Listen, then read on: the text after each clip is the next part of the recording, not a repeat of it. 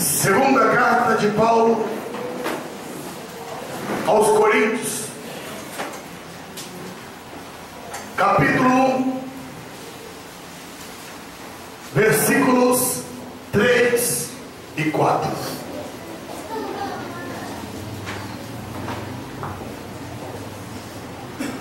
Amém, irmãos? Amém. Diz assim a palavra de Deus: bendito seja o Deus e Pai do nosso Senhor Jesus Cristo, o Pai das misericórdias e o Deus de toda a consolação, que nos consola em toda a nossa tribulação, para que também possamos consolar os que estiverem em alguma tribulação, com a consolação que nós mesmos somos consolados por Deus. Podeis vos assentar.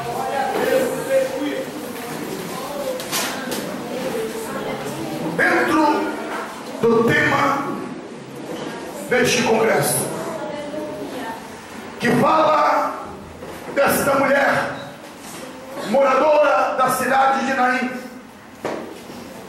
eu quero vos pregar nessa noite a palavra que Deus colocou no meu coração sobre o Deus de toda a consolação, o Pai das misericórdias, aquele que tem o poder de nos consolar no meio das nossas tribulações. Em que Deus tem para nos consolar? No quê? Nas realidades que enfrentamos. O sofrimento humano é uma realidade. Desde que o homem pecou, desde que o pecado entrou no mundo, toda a humanidade ficou sujeita ao sofrimento. E esse sofrimento acompanha todos os homens, desde o seu nascimento até a sua morte. É uma realidade diária que todos nós enfrentamos. Sofrimento não é luxo para pobres, para os miseráveis. Não é algo que é exclusivo para o grupinho, não. Ei, amados, sofrimento é algo que atinge a todos os homens, sejam eles ricos, pobres, sejam eles miseráveis, sejam eles livres, escravos, reis, súditos, grandes, pequenos. Não importa a classe social, não importa a que classe cultural que se pertence, todo ser humano enfrenta a realidade do sofrimento. Desde aqueles que estão morando em favelas, nos cantões esquecidos da África, em meio à fome e à miséria, até aqueles que estão morando na Europa, nos países do primeiro mundo. A esses também é dado dosagens de sofrimento. O sofrimento não é uma questão apenas social. O sofrimento é uma realidade humana que advém sobre o homem, sobre vários prospectos. E eu aprendo com as realidades que ninguém se torna blindado para enfrentar as tragédias da vida. Ninguém pode dizer: eu já estou calejado. Cada perda é uma perda, cada crise é uma crise, cada pessoa reage diferente diante do sofrimento. Para algumas pessoas, o sofrimento é quase o fim, entram em desespero, depressão. Algumas outras têm uma maneira diferente de enfrentar. Não é que o fogo é menor, é a maneira como Deus capacita aqueles que estão buscando a Ele para enfrentar essas dificuldades. Mas existe um sofrimento que indiscutivelmente é um dos mais terríveis, que é a morte. A morte é um inimigo cruel. A morte é o inimigo pela qual todo ser humano tem que enfrentar. E o texto bíblico, que é o tema deste congresso, retrata exatamente o sofrimento de uma mulher que enfrentou a realidade da morte. Por mais que todos nós saibamos que o homem nasce com uma sentença de morte, a morte nunca será tida como algo natural. Sempre ela é vista como um golpe duro, cruel, indesejável para qualquer lar, para qualquer família. A morte não tem idade para trazer estrago. Ela traz estrago quando uma criança morre, quando um adolescente, quando um jovem, quando um adulto, até quando um idoso morre. Os filhos, os netos choram, sentem a dor, porque a morte é um elemento que traz profundas marcas. A Bíblia, quando nós passeamos ela, encontramos inúmeras histórias de sofrimentos humanos. Em diversas escalas encontramos homens e mulheres enfrentando realidades.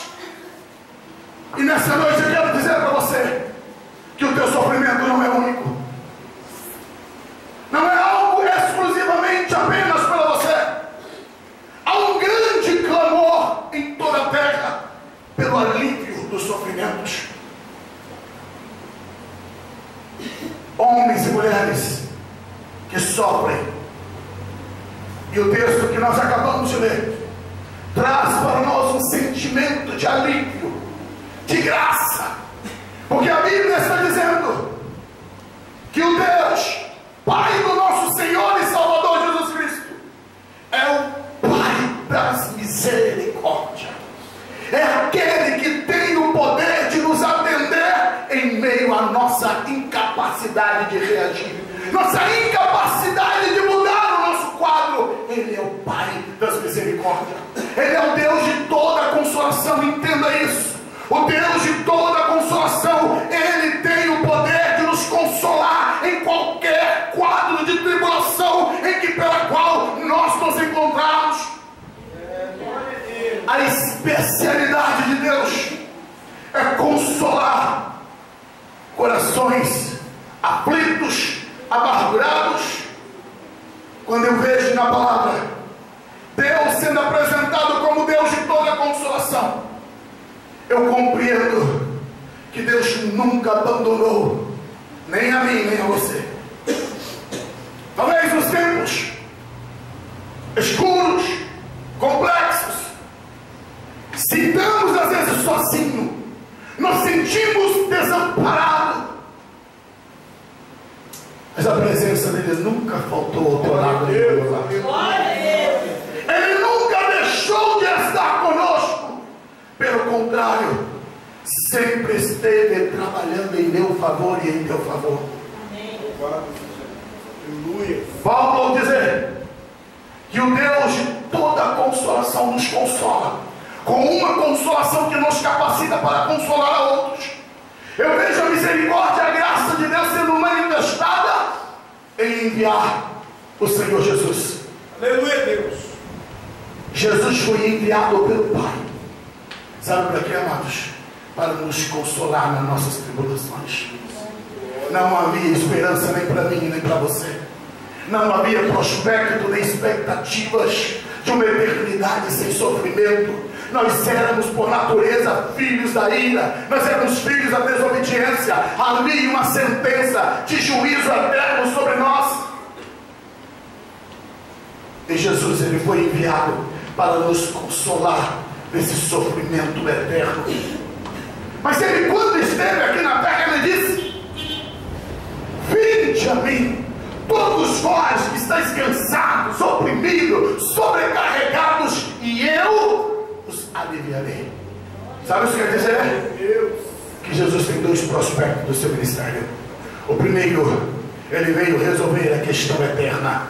Segundo, ele veio para nos consolar no meio das nossas tribulações. Nesta noite, Deus tem o poder de pegar esse fardo que está pesado, que não te consegue, você não consegue caminhar, andar. Esse peso que pesa sobre os teus ombros, que te impede você ir avante. Ei, Jesus está dizendo para você: vinde a mim.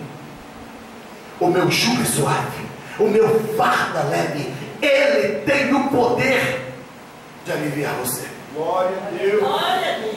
Jesus viveu 3 anos e meio de ministério. Na eficiência do seu ministério, curou, libertou, transformou.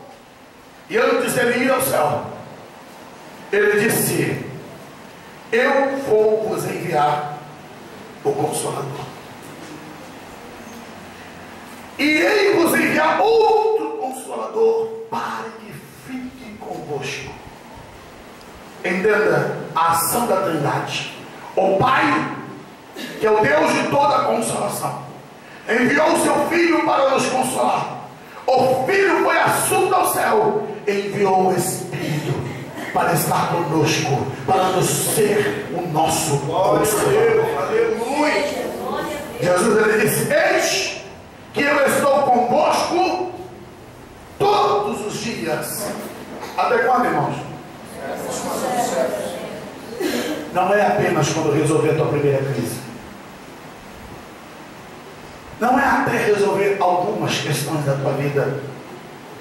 Eis que eu estou convosco até a consumação dos séculos. Eu queria que você agora converse a tua cabeça, fechasse seus olhos. Deus quer falar contigo. Deus quer ministrar ao teu espírito. Pai amado, a tua palavra é a verdade. A tua palavra muda e transforma. O Senhor conhece o que passa em cada coração. O Senhor conhece o que passa em cada vida. Eu quero te pedir, Senhor, ministra agora. Ministra cura. Ministra o teu bálsamo, Senhor. Arranca todo fardo de peso, Senhor, todo fardo insuportável. Em nome de Jesus, ó Deus da consolação. Assim oramos a Ti. No texto de Lucas capítulo 7, encontramos o Deus da consolação se manifestando naquela cidade de Naim. Quando eu olho para a palavra de Deus e vejo aqui a Bíblia dizendo que havia uma mulher que ela era viúva, morava em Naim. Naim significa deleite, aprazível, local agradável, beleza. O nome dessa cidade, que na verdade era uma aldeia, era totalmente propício para ser feliz. O nome era propício para a felicidade. O nome já indicava algo bom. Porém, é nesse contexto de uma cidade que tem um nome de deleite que nós encontramos uma tragédia que tomou conta da vida de uma mulher. Eu aprendo com isso, irmão, que não existe na face da terra nenhum lugar em que pela qual você pode ficar isento de sofrimento. Não tem. Não existe local geográfico sobre a terra que te dê isenção de sofrer. Sabe por quê? Porque a terra traz a marca do pecado, e onde está o pecado traz a marca do sofrimento. Esta mulher que escolheu aquela cidade para construir a sua família, casou-se, teve um filho, teve os seus momentos alegres, até que a beleza começou a desfigurar. O deleite começou a ter gosto de fel. A Bíblia não declara quanto tempo essa mulher ficou casada, mas a Bíblia diz que o seu filho já era um jovem. E quando este filho veio a falecer, ela já era viúva. Na cidade de deleite, a morte bateu a porta daquela mulher e arrancou-lhe um pedaço. O primeiro pedaço arrancado dela foi o seu marido. Tornou-se viúva. Sacudiu a poeira. Continuou vivendo.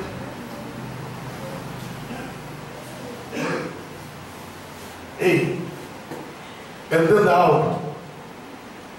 Tudo na vida é transitório. Tudo é temporal. Tudo é passageiro. Só tem uma coisa que é eterna. Somente Deus. Só Deus é eterno. Uma casa luxuosa, um apartamento, todos os bens são passageiros, até os relacionamentos. E para esta mulher, o relacionamento dela não foi deteriorado pelo divórcio, não foi por causa de uma separação.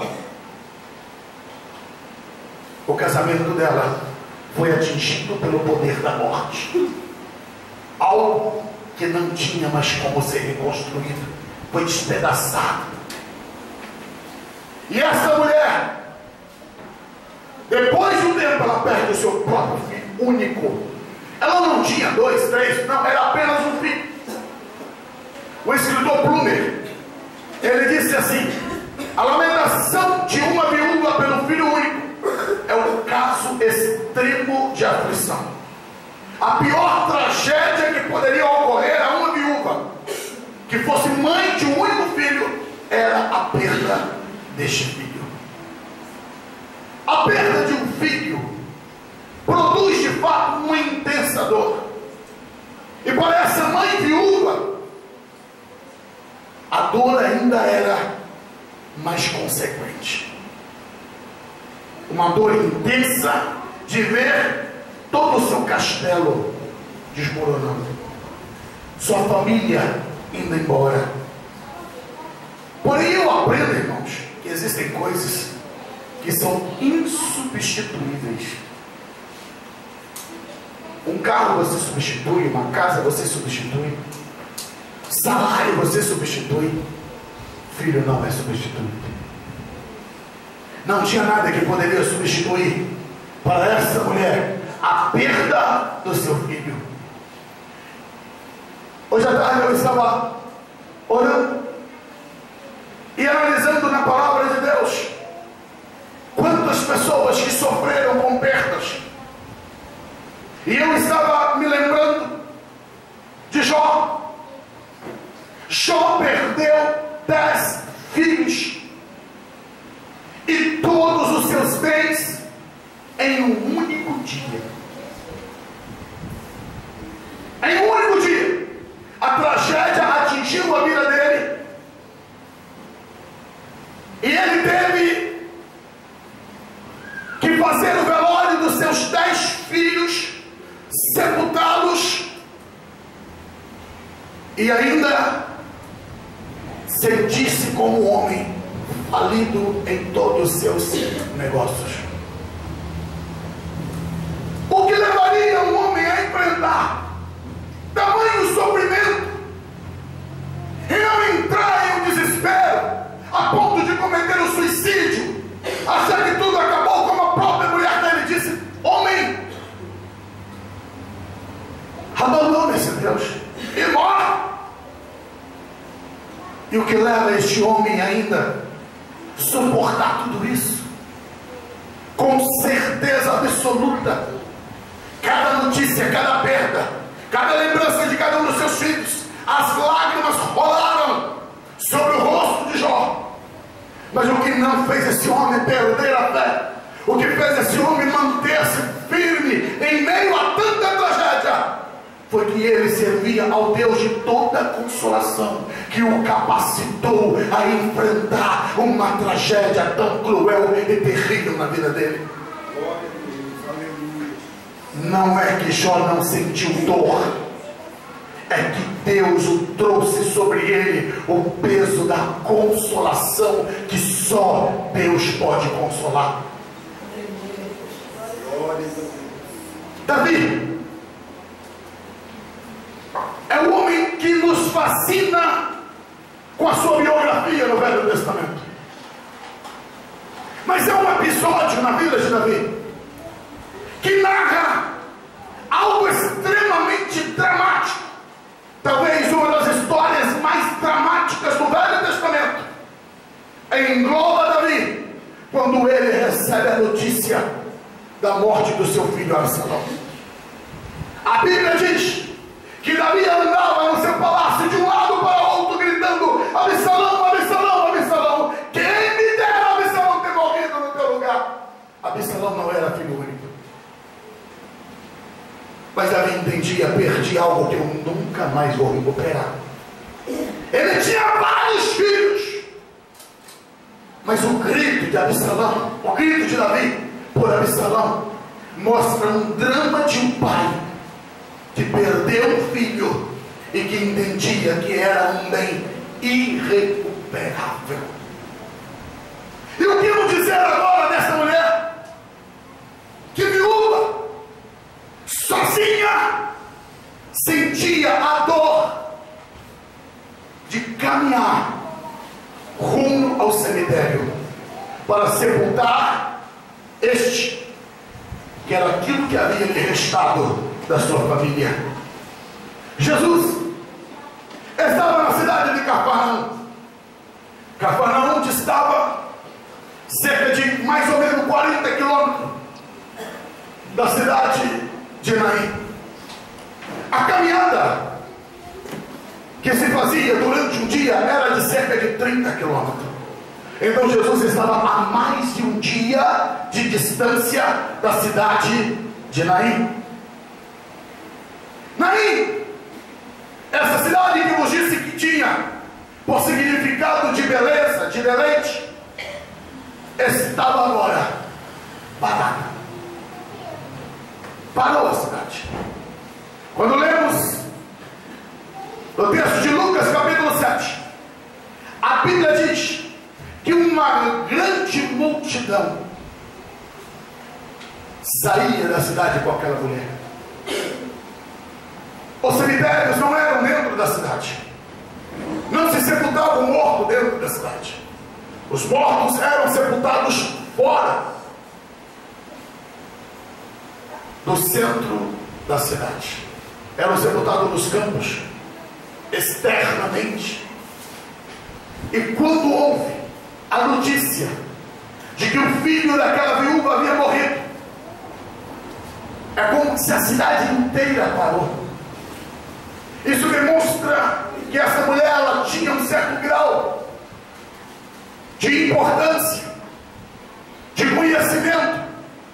Não era alguém desconhecida, pois a Bíblia diz que uma grande multidão acompanhava aquela mulher. Hoje nós temos os caixões de madeira, mas antigamente o esquife era como se fosse uma maca. Ali enrolava-se o defunto em lençóis, colocava sobre aquela maca, era colocada sobre os ombros de 4 homens, e saía o cortejo até o lado de fora da cidade para chegar até o sepulcro. Era conduzido ali à frente por aqueles 4 homens, a sua mãe ao lado, chorava copiosamente. Na porta da cidade, 2 multidões se encontram. A primeira multidão é a que está saindo de Naim. A segunda multidão é a que está vindo acompanhando Jesus. A multidão que acompanhava Jesus, ela tinha uma euforia. Estavam ali por causa da bênção. Estavam cheios de expectativa, de esperança, queriam cura, queriam milagre, queriam ver a glória de Deus, queriam ver o poder de Deus. A outra multidão era uma multidão desesperançosa, aflita, amargurada, machucada, ferida, que chorava por um morto. Duas multidões, duas frentes levantadas.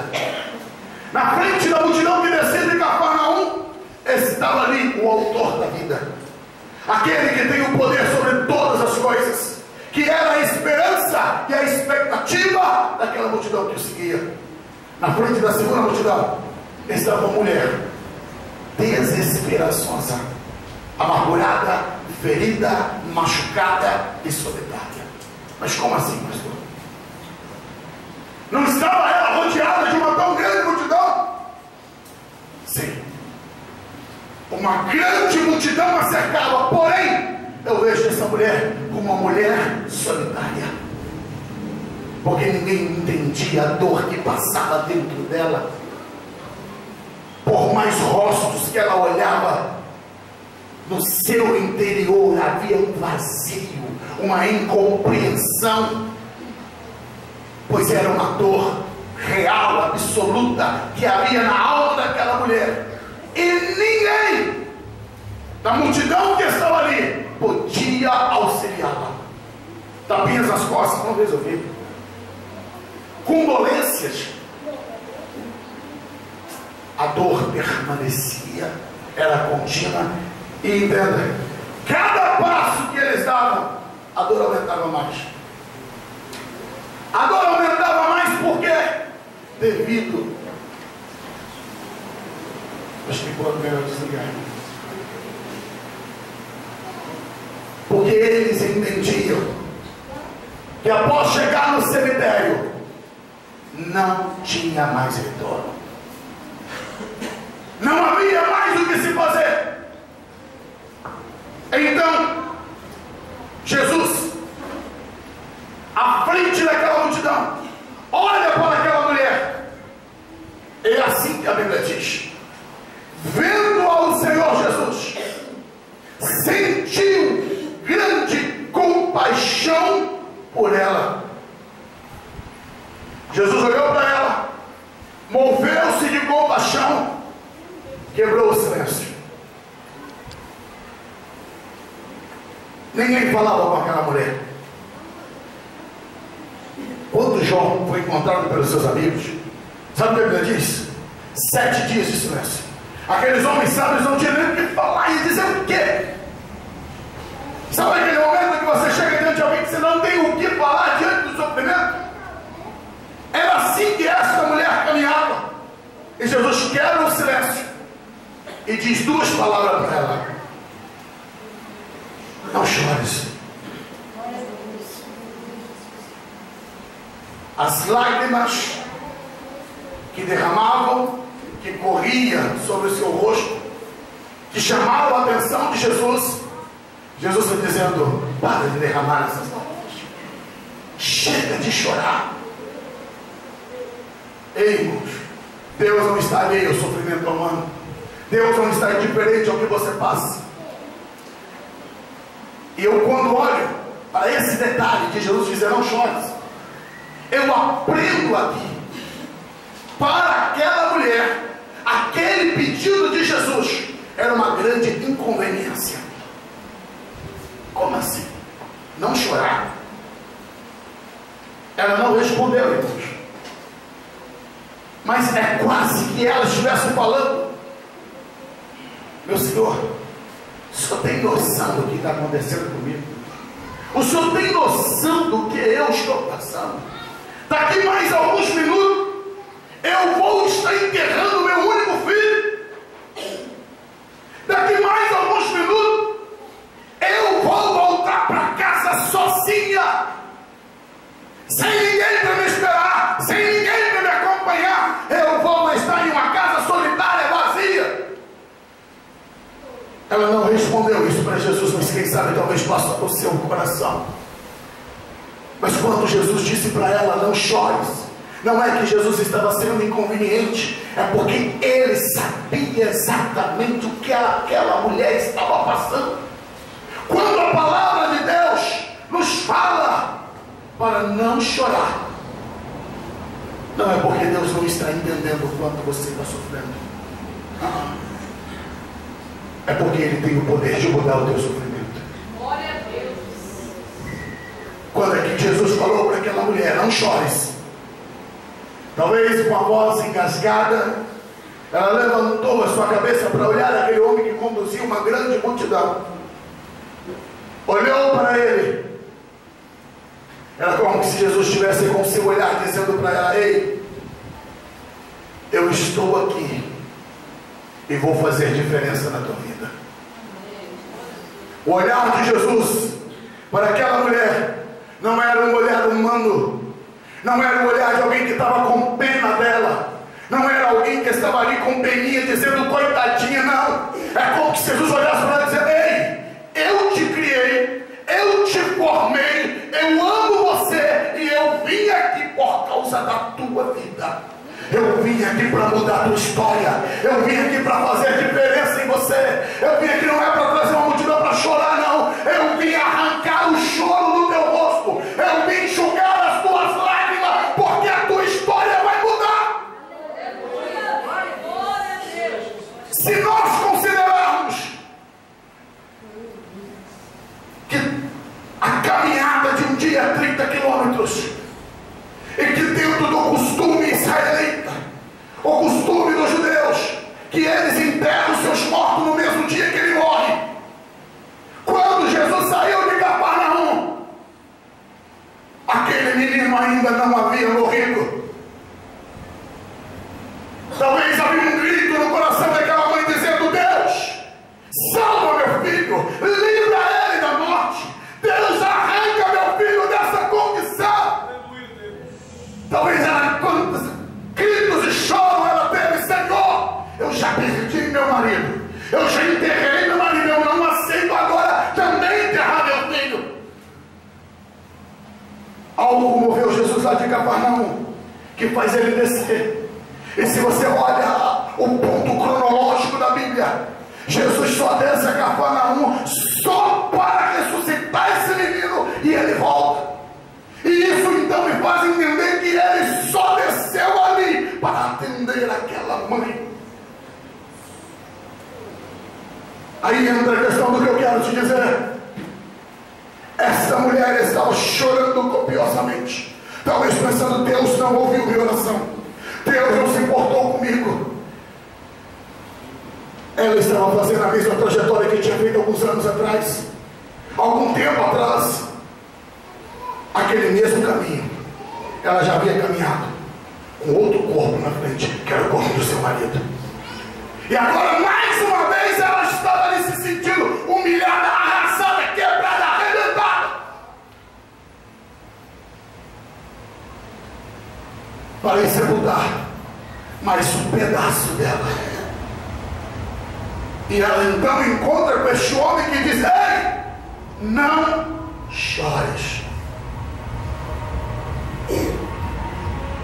Há uma questão importante de ser salientada, amados. Deus nunca se atrasa, Deus não deixa de te ouvir, Deus sempre vai chegar na hora certa.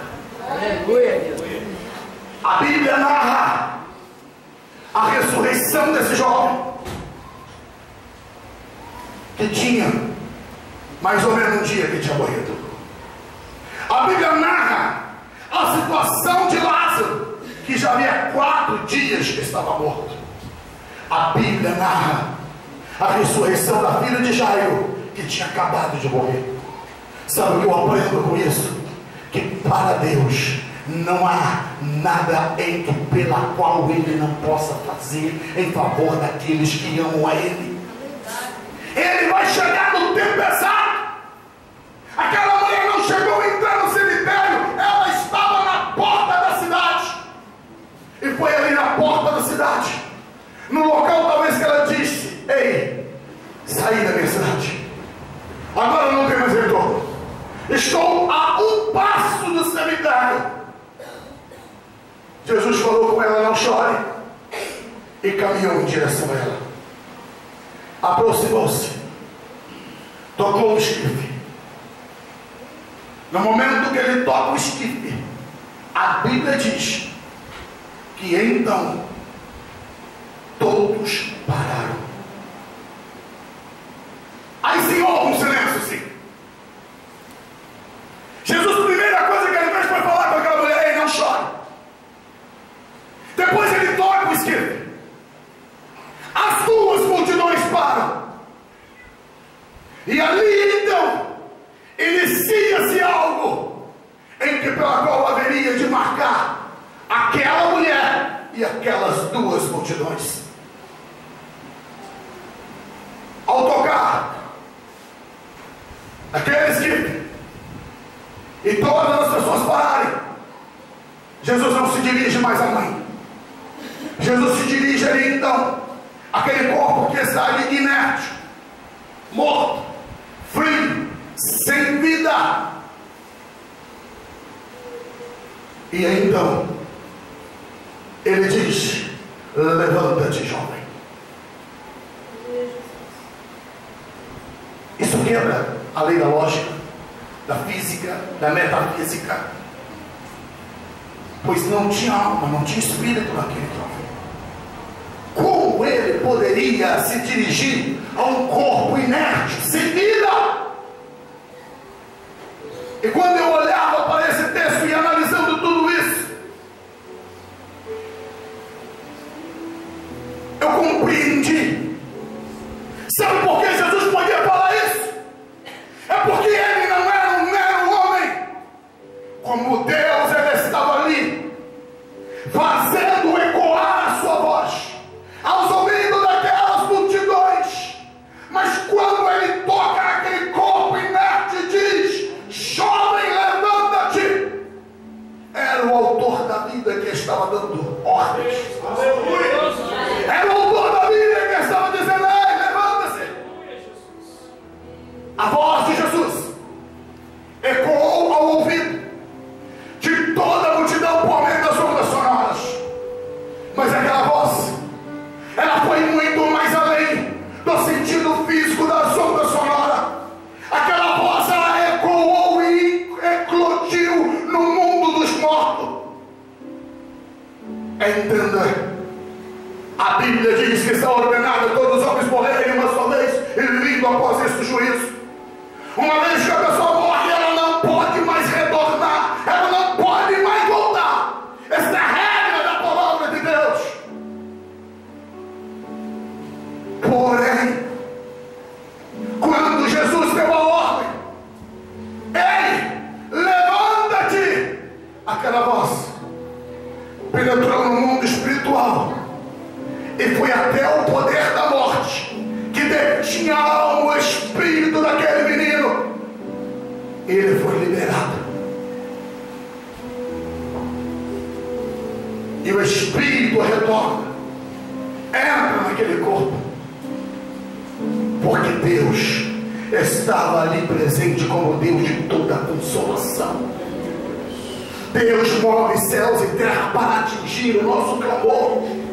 Sim, Ele move céus e terra para nos consolar. E Jesus ali naquele momento, Ele invadiu o mundo espiritual e retirou aquele menino dos braços da morte, arrancou ele das cadeias da morte e devolveu a ele vida. E a Bíblia diz, no versículo 15, o defunto assentou-se, começou a falar. A Bíblia não narra. Lucas não narra o que ele falou. Daquele menino que sai da morte, que outrora esteve preso dos grilhões da morte, ele se assenta agora e olha para Jesus, o Deus Todo-Poderoso diante dele, e ele começa a expressar palavras, falar, quem sabe agradecer, quem sabe ali as falas que aquele menino começa a pronunciar. Jesus então toma aquele menino pelas mãos e vai até aquela mãe, mão dadas. Talvez segura a mão dela e diz: está aqui.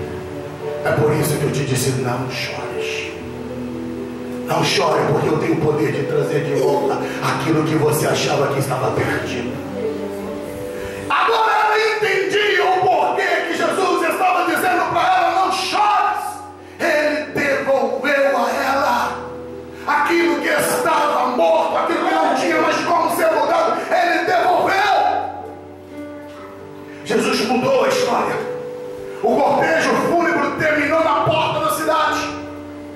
E naquele momento que Jesus toma aquele menino vivo, irmãos, foi algo tremendo. Se você conseguir visualizar com os olhos da fé, aquela multidão que chorava, que tinha peninha, que tinha dorzinha, que estava ali toda de preto, sem saber o que falar, quando viu aquele menino ser levantado, tomado pelas mãos, entregue àquela mãe, você pode ter certeza, houve gritos, júbilos, alegria, a tristeza foi embora, não tinha mais amargura, não tinha dor. Ei, o sofrimento daquela mãe foi compensado pelo milagre da vida. Ela agora teve as suas lágrimas enxugadas, aquilo que era dor se transformou em alegria, um sorriso. As lágrimas que rolavam não eram mais de sofrimento, era de alegria, uma alegria inefável, inexplicável. Sim, aquele ambiente de morte foi tomado pelo ambiente de vida. A multidão que vinha com Jesus já era alegre e passou a glorificar, exaltar o Senhor. A multidão que era triste foi invadida por essa alegria. Deus quer trazer alegria para a tua vida. Deus quer mandar embora a tristeza, o sentimento de perda, de morte, o sentimento de desespero. Ei, Deus tem o poder de mudar o quadro que você tem vivido. O sorriso foi devolvido para o rosto daquela mulher. Quando nós encontramos com Cristo, irmãos, você pode ter certeza, Ele não vai deixar você enterrar seus sonhos. Ele não vai deixar você enterrar os seus projetos. Eu aprendi muito com essa palavra. Às vezes nós choramos dizendo: Deus, muda. Senhor, não deixa acontecer, não. Senhor, não permita. E clamamos, oramos. Amado, não se preocupa, não. Se está ruim, saiba, Deus está trabalhando. Se piorar, entenda, Deus continua trabalhando.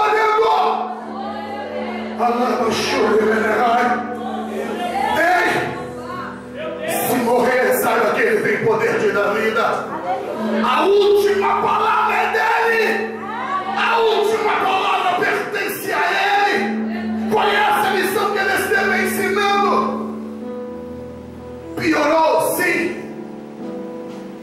Mas Ele, quando chegou, encontrou com aquela mulher, Ele devolveu. Eu não sei o que você perdeu, mas eu quero te dizer que Jesus hoje quer tomar aquilo que você perdeu e colocar de volta nas tuas mãos. Ele quer te entregar. Não, você não precisa sepultar, você não precisa enterrar. Quem disse que você precisa enterrar teus sonhos? Quem disse que você tem que enterrar teu ministério porque aconteceu algo? O autor da vida, aquele que tem poder sobre tudo, está dizendo para você: eu tenho o poder de te devolver aquilo que você perdeu. O Deus de toda a consolação saiu em direção daquela mulher para resolver. E pela fé eu quero dizer para você: Deus já se levantou para te trazer socorro. Deus já se levantou para trazer tua consolação.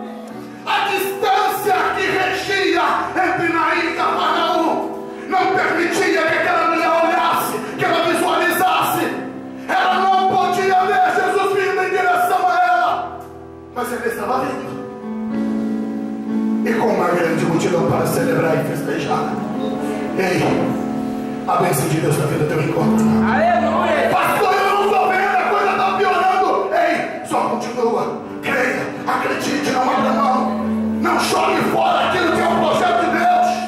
Pastor, eu já orei tanto, já clamei tanto, já pedi tanto. Deixa Deus agir em você. Deixa Deus agir em você. Não permita que você perca aquilo de mais precioso que Deus te deu. Eu quero pedir você no seu lugar de pé.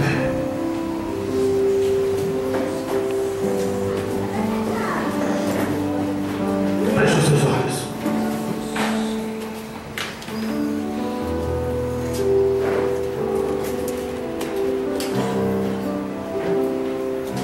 Jesus hoje está dizendo para você: meu Deus, aleluia! Não chores. Jesus. Não chores. Não chores, porque eu te criei, eu te formei. Eu sou o Senhor teu Deus. Eu te tomo pela tua mão direita. Eu te digo, eu te ajudo. Ainda que tu passares pelo fogo, a chama não arderá em ti. Se passares pelas águas, elas não haverão de te submergir. No meio do calor da aflição, no meio da dor e da dificuldade, há uma mão que está te tomando, que está te levantando, que está te erguendo, que está te fazendo você uma nova criatura, um novo ser, uma nova vida. Há uma nova história que Deus quer construir. Ei, o teu tempo de choro terminou, o teu tempo de choro acabou. Jesus está presente na tua vida. Ai, acaba xanganai. Aleluia! Oh, Santo Deus! Eu queria que você estivesse olhando agora. Eu não sei em que estágio você se encontra. Eu não sei qual é o estágio da sua vida que você está. Sabe, as coisas ultimamente têm se tornado difíceis. Nos últimos dias, nas últimas semanas, tem um desespero dentro do teu peito batendo, uma insegurança, um medo, um temor. Você tem medo que as coisas compliquem. Você tem medo que as coisas piorem. E você está dizendo: Deus, o que eu vou fazer? Senhor, como vai ser? Ei, o Deus de toda a consolação está presente para te dizer: ei, eu estou no controle da tua vida. Eu tenho o poder sobre todas as coisas. Sou eu que te sustento.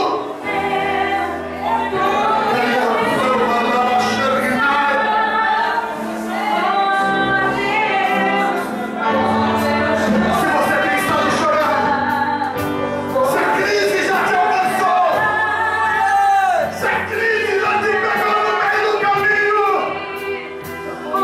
o Deus de toda consolação está dizendo para você: o choro pode durar uma noite, mas a alegria vem pela manhã. A tua alegria já está vindo. Há um júbilo vindo a teu caminho.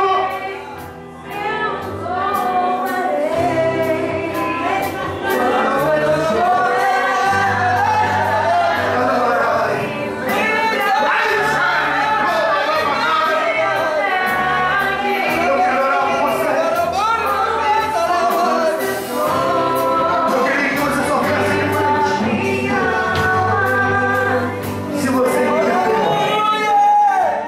que Deus está enviando aquilo que você precisa,